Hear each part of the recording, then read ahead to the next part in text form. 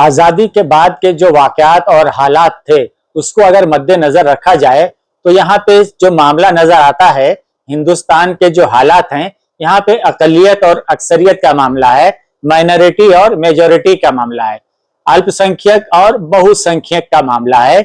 आज के जो हालात हैं हिंदुस्तान के, वही नजर आ रहे हैं। इससे और आगे अगर हम बढ़ते हैं तो आजादी के वक्त और उससे थोड़ा सा पहले के जो हालात थे, उस वक्त जो मुस्लिम क़यादत थी उसने जो एक नजरिया पेश किया था कि हिंदू और मुस्लिम दो अलग अलग कौमें हैं और दोनों एक साथ नहीं रह सकते हैं। तो उस वक्त जो मुस्लिम क़यादत का यह अहमकाना फैसला था, यह बहुत ही बेबुनियाद और इतना खतरनाक फैसला था कि उसकी सजा आज किस्तों में मुसलमान भुगत रहे हैं। जो ये नजरिया था कि मुस्लिम और हिंदू दो अलग अलग कौमें हैं और दोनों एक साथ नहीं रह सकते हैं, यही जो नजरिया है विनायक दामोदर सावरकर ने पेश किया था। दो कौमी नजरिया, विनायक दामोदर सावरकर का जो नजरिया था, दो कौमी नजरिया, वो यही था कि हिंदू और मुसलमान दो अलग अलग कौमें हैं और दोनों एक साथ नहीं रह सकते हैं। ये नजरिया किसका था? विनायक दामोदर सावरकर का। लेकिन बदकिस्मती ये थी कि उस वक्त जो मुस्लिम क़यादत थी, उस मुस्लिम क़यादत ने भी इस बात को तस्लीम कर लिया कि हिंदू और मुसलमान दो अलग अलग कौमें हैं और दोनों साथ नहीं रह सकती। ये दो कौमी जो नजरिया था, ये जो है विनायक दामोदर सावरकर का नजरिया था।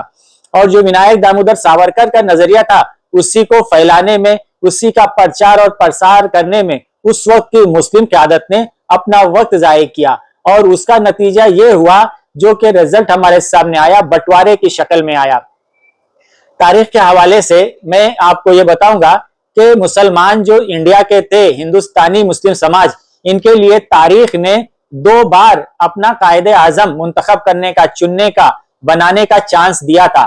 तारीख ने पहला चांस तो उस वक्त दिया था 1857 में, 1857 में। ये वो दौर था जबकि 850 साल तक हुकूमत करने वाले जो मुस्लिम हुक्मरान थे, बादशाह थे, उनकी हुकूमत खत्म हुई और अंग्रेजों ने मुगलों को शिकस्त देकर, हराकर हिंदुस्तान पर कब्जा किया 1857 में। उस वक्त मुस्लिम समाज के पास में बहुत अच्छा चांस था, मौका था कि अपना कोई एक कायदे आजम बना लेती। और वो कायदे आजम बनाने के लिए उनके पास में एक बंदा उस वक्त था जिसको मुस्लिम समाज अपना कायदे आजम बना सकती थी, वो थे सर सैयद। सर सैयद के पास में बहुत ही बेहतरीन, काबिले अमल एक तालीमी नमूना था, एजुकेशन का एक मॉडल था। और उनके पास में जो एजुकेशन का मॉडल था वो बेहतरीन मॉडल था। अगर 1857 में मुस्लिम समाज ने सर सैयद को अपना कायद तस्लीम कर लिया होता तो एजुकेशन का जो मॉडल था सर सैयद के पास, उस एजुकेशन से 1857 से ही अगर मुसलमान फायदा उठाते तो मुसलमानों का आज के हिंदुस्तान में तालीमी म्यार बहुत ही ऊंचा होता, बहुत ही आला होता, बहुत ही हाई होता। लेकिन बदकिस्मती ये थी कि सर सैयद उस जमाने में एक मैगजीन निकालते थे, तहजीबुल अखलाक, और उनसे मुस्लिम समाज इतना बेजार था उनकी रोशन ख्याली की वजह से। उनकी जो रोशन ख्याली थी उससे जो कदामत पसंद मुस्लिम समाज था उनसे बहुत बेजार था। उन्होंने जो पेपर निकाला, वो जो पेपर मैगजीन निकाल रहे थे तहजीबुल अखलाक, तहजीबुल अखलाक के खिलाफ उस वक्त मुस्लिम समाज ने एक दो नहीं, एक दर्जन से ज्यादा उस तहजीबुल अखलाक के खिलाफ मैगजीन निकालना शुरू कर दिए थे। ये तो 1857 की बात है। पहली गलती वहां हुई जो कि सर सैयद को अपना लीडर, अपना कायद नहीं तस्लीम किया। उसके बाद जो आजादी का दौर था, आजादी के वक्त, आजादी के बाद के जो हालात बने थे हिंदुस्तान में, उस वक्त भी एक और तारीख ने चांस दिया था, मौका दिया था कि मुस्लिम समाज अपना एक कायद मौलाना अबुल कलाम आजाद की शक्ल में मुंतखब कर लेती। लेकिन मौलाना अबुल कलाम आजाद की जो क़यादत थी, मुस्लिम समाज ने मौलाना अबुल कलाम आजाद की क़यादत को भी मुस्तरद कर दिया। मौलाना अबुल कलाम आजाद की क़यादत को अगर हिंदुस्तानी समाज जो था मुसलमानों का, वो अगर तस्लीम कर लेता तो हिंदुस्तान का बंटवारा होता ही नहीं। और एक दौर था जबकि अफगानिस्तान से लेकर बर्मा तक मुसलमानों की हुकूमत थी, अफगानिस्तान से बर्मा तक।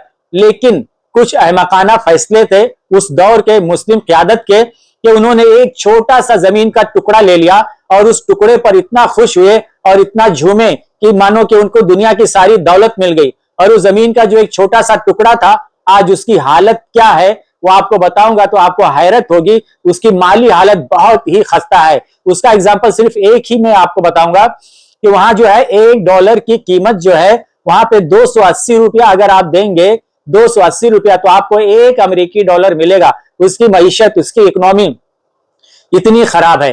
ये तो क़यादत का मसला हो गया कि दो तारीखी गलतियां मुसलमानों ने की।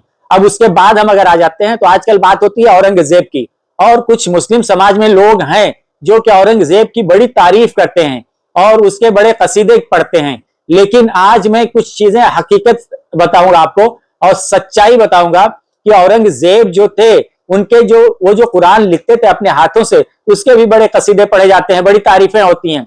लेकिन औरंगजेब का जो दौर था उसके दौर से 200 साल पहले, एक दो नहीं 200 साल पहले, औरंगजेब का जो दौर था उससे 200 साल पहले प्रिंटिंग प्रेस चाइना में आ गया था, यूरोप में आ गया था।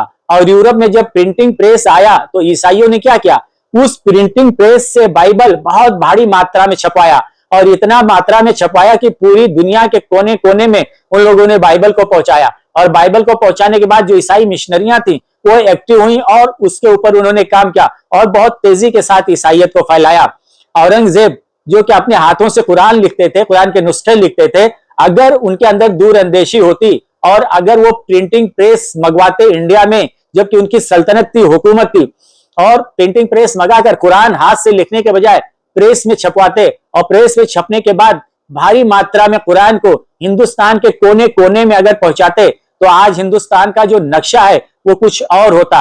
ये तारीखी कुछ गलतियां थी जो कि उन बादशाहों ने की थी, उसी की तरफ मैं आपको इशारा कर रहा हूं। जितने भी यहाँ पे बादशाह गुजरे हैं उन्होंने किसी ने भी इस्लाम की, समाज की, मुसलमानों की कोई इस्लाम के लिए तबलीग का कोई काम नहीं किया है।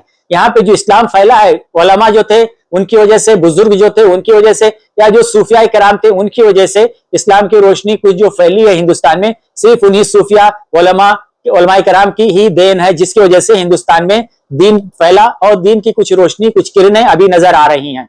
ये तारीखी जो सच्चाई है वो आपके सामने मैं रख रहा हूं। मैं ये जो कह रहा हूं आप सोच के देखिए, अगर औरंगजेब ने कुरान उस वक्त छपवाया होता जो कि 200 साल पहले चाइना में और यूरोप में प्रिंटिंग प्रेस आ गया था, हाथ से लिखने की जरूरत नहीं थी, प्रेस में वो छपकर बड़ी मात्रा में हिंदुस्तान के कोने कोने में घर घर तक पहुंचाया जा सकता था, लेकिन वो उन्होंने नहीं किया। उसके बाद आप देखिए शाहजहां का जो दौर है, शाहजहां के दौर में शाहजहां ने बड़ी खूबसूरत आलीशान इमारतें बनवाई, और उसका जो दौर था उसके दौर से 100 साल पहले, शाहजहां का जो दौर है उनके दौर से 100 साल पहले ऑक्सफोर्ड यूनिवर्सिटी और पेरिस यूनिवर्सिटी कायम हो चुकी थी, बन चुकी थी। वहां पे तालीमी निजाम बहुत अच्छे से चल रहा था। और जिस वक्त ताजमहल बनाया शाहजहां ने, तो ताजमहल की तामीर से 62 साल पहले, 62 ईयर्स पहले कैम्ब्रिज यूनिवर्सिटी कायम हो गई थी। वहां पे इल्म का बोलबाला हो चुका था। आप सोच कर देखिए कि शाहजहां ने हिंदुस्तान को क्या दिया, लाल और सफेद पत्थर दिए, लाल और सफेद पत्थर की इमारतें दी हैं। अगर उस वक्त शाहजहां ने हिंदुस्तान को ऑक्सफोर्ड यूनिवर्सिटी जैसी यूनिवर्सिटी देता, पेरिस यूनिवर्सिटी जैसी यूनिवर्सिटी देता, कैम्ब्रिज यूनिवर्सिटी जैसी यूनिवर्सिटी अगर देता, तो आज हिंदुस्तानी मुसलमानों का जो दामन है वो तालीम से भरपूर रहता, माला माल रहता। लेकिन जो मुगल थे या जो उस वक्त के जो शासक थे, उन सब की जो कारफरमाइयां थी वो क्या था, उनकी जो आपस की लड़ाइयां थी सिर्फ किसके लिए थी, धर्म के लिए नहीं थी, दीन के लिए नहीं थी, मजहब के लिए नहीं थी। उनकी जो लड़ाइयां थी वो सिर्फ क्या थी, इक्तदार हासिल करने के लिए, सल्तनत हासिल करने के लिए, हुकूमत हासिल करने के लिए, अपनी जागीर हासिल करने के लिए, अपना इक्तदार बचाने के लिए। जितनी भी लड़ाइयां हुई है बादशाहों के दरमियान, चाहे मुस्लिम राजा हो, बादशाह हो या हिंदू राजा हो, सबकी जितनी भी लड़ाइयां सिर्फ और सिर्फ सियासी लड़ाइयां थी, इक्तदार हासिल करने के लिए, हुकूमत हासिल करने के लिए, जागीर हासिल करने के लिए, अपनी सल्तनत हासिल करने के लिए। मुगलों ने हिंदुस्तानी मुसलमानों को या हिंदुस्तानी मुस्लिम समाज के जो लोग हैं उनको क्या दिया, सिर्फ लाल और सफेद पत्थर दिए हैं। और उसी का नतीजा यह है कि आज मुस्लिम समाज का दामन तालीम से, इल्म से खाली है, और उन मुस्लिम समाज के हाथों में सिर्फ पत्थर और ईंट और पत्थर है, बाकी कुछ नहीं है। आज ये समाज तालीमी कहत साली से गुजर रहा है। सिर्फ इसके हाथ में आप देखेंगे पत्थर देखेंगे, लाठी देखेंगे, डंडा देखेंगे, ईंट देखेंगे, बस और कुछ नहीं देखेंगे। ये कुछ तारीखी गलतियां थी। आज भी वही गलतियां जो मौजूदा समाज है, मुस्लिम समाज, वही दोहरा रहा है। आज तक आजादी के इतने साल गुजर चुके हैं। सन 47 में 1947 में देश आजाद हुआ, आज 2025 चल रहा है। आज तक इतने सालों में हिंदुस्तानी मुसलमानों ने अपना एक कायद नहीं बना पाए, अपना कोई एक लीडर नहीं बना पाए। इसी वजह से आज ये रुस्वा है और हर जगह लात जूता खा रहे हैं। और ये उस वक्त तक होता रहेगा जब तक आप अपना कोई एक कायद नहीं बनाओगे। उस वक्त तक आपके हाथ में सिर्फ पत्थर ही पत्थर रहेंगे, फूल नहीं आने वाले हैं। बहुत बहुत धन्यवाद।